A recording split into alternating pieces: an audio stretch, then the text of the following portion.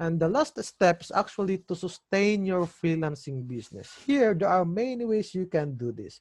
It's either you can have your teams at home or in your office or in your home office, or you can probably build your own agency as well. Because again, freelancing is not a job. This is a business. And it is important that you have that direction in mind. Okay, don't just settle for average. You have to really sure that you are growing as a person, as a freelancer, and you are growing as an entrepreneur this time. So here, if you look at it, you started as a freelancer over here. So you continue doing freelancing and become an expert on your field. And of course, you become an entrepreneur eventually. But of course, if you want to be an entrepreneur in a way that you just want to do freelancing by yourself, that is totally fine.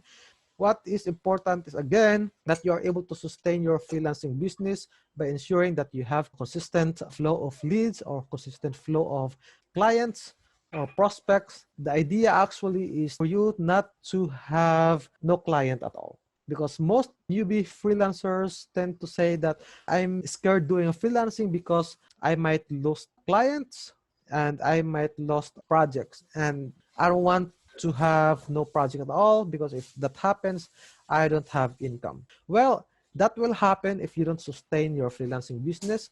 And the way I do this, by the way, is I don't settle for one client only. I work with multiple clients for me to ensure that even if one client ends the contract, I still have other clients in my pipeline to collaborate, to work with. And at the same time, I can easily add additional client by applying for more project or going to different platforms again, or in LinkedIn or in the Facebook group, essentially generating leads or prospects that you can fill up to your sales funnel.